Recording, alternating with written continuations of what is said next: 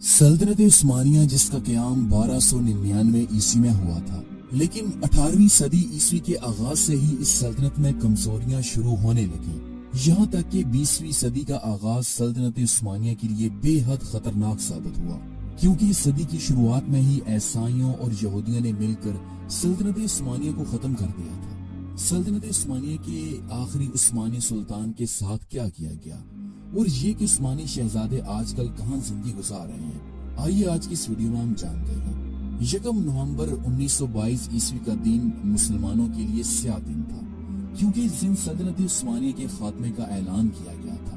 ترکی میں آخری بااختیار سلطان محمد ششم کی حکومت کا خاتمہ کیا گیا اور مصطفیٰ کمال پاشا کی حکومت کا باقاعدہ آغاز ہوا۔ یہاں ستم ظریفی یہ ہے کہ وہ ترکی جہاں عثمانیوں نے کم و بیش 600 سالوں تک حکومت کی تھی، وہاں آخری سلطان کو ناپسندیدہ شخصیت قرار دے کر انہیں ملک بدل کر دیا گیا۔ سلطان محمد 17 نومبر کو برطانوی بحری جہاز سے مالٹا روانہ ہوئے۔ اس سفر میں ان کے بیٹے شہزادے ارطغرل افندی بھی ان کے ساتھ تھے۔ سلطان محمد ششم پہلے مالٹا میں رہے اور بعد میں وہ اٹلی چلے گئے اور انہوں نے اپنی زندگی کے آخری ایام وہیں گزارے۔ یوں 16 مئی 1926 کو آخری عثمانی سلطان محمد ششم کا اٹلی میں انتقال ہو گیا۔ آپ کو دمشق میں سلطان سلیم اول مسجد کے قریب سپرد خاک کیا گیا۔ سلطان محمد ششم جب تک زندہ رہے عثمانی خاندان کے سربراہ کے طور پر رہے۔ انہیں ترکی سے نکالنے کے بعد 19 نومبر 1922 عیسوی کو ان کے قریبی عزیز عبد المجید ثانی کو نیا خلیفہ چنا گیا، جو کہ 1924 عیسوی تک خلافت عثمانیہ کے خاتمے تک یہ ذمہ داری سر انجام دیتے رہے۔ ایک اندازے کے مطابق جلا وطن ہونے والے کل عثمانی خاندان کی تعداد 156 تھی، جن میں سلطان کے ساتھ بہت سے شہزادے اور شہزادیاں شامل تھیں۔ اس کے علاوہ وہ وفادار نوکر بھی تھے جو عثمانی خاندان کو چھوڑنا نہیں چاہتے تھے۔ عثمانی خاندان نے جلا وطن ہونے کے بعد مصر جانا چاہا، جو کبھی ان کی سلطنت ہوا کرتی تھی، لیکن نہ تو انگریز حکومت نے انہیں وہاں جانے کی اجازت دی اور نہ ہی وہاں کے شاہ نے انہیں مصر آنے کی اجازت دی۔ پھر عثمانی خاندان نے شام جانے کا ارادہ کیا، لیکن شام کے دروازے بھی عثمانیوں کے لیے بند کر دیے گئے تھے۔ اس کے بعد عثمانی خاندان کے کچھ افراد لبنان کے شہر بیروت میں چلے گئے، جو کہ اس وقت حکومت فرانس کے زیر تسلط تھا۔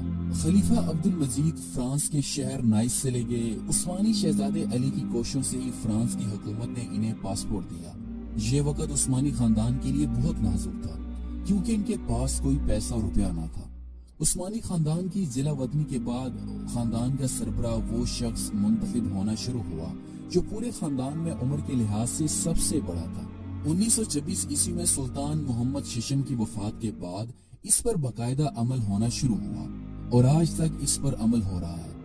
آج کل عثمانی خاندان کے سربراہ دندار علی عثمان ہیں۔ آپ 2017 میں خاندان آل عثمان کے 44ویں سربراہ کی وفات کے بعد مقرر ہوئے۔ آپ سلطان عبد المجید ثانی کے پڑپوتے اور شہزادہ محمد سلیم کے بیٹے تھے۔ آپ کا انتقال 18 جنوری 2021 میں ہوا۔ 1952 عیسوی میں عثمانی خاندان کی عورتوں کو ترکی میں آنے اور وہاں رہنے کی اجازت مل گئی تھی۔ اس کے بعد 1974 میں عثمانی مردوں کو بھی ترکی میں رہنے کی اجازت دے دی گئی تھی، لیکن عثمانی خاندان کے مردوں نے ترکی سے زیادہ باہر رہنا پسند کیا۔ عثمانی خاندان کے مرد مختلف ملکوں میں رہ رہے ہیں، جن میں امریکہ، بلغاراد، ہنگری، فرانس، مصر، شام اور ترکی شامل ہیں۔ سلطان عبد الحمید دوم کے پوتے عبد الحمید کائی خان ترکی میں عثمانی خاندان کی نمائندگی کرتے ہیں۔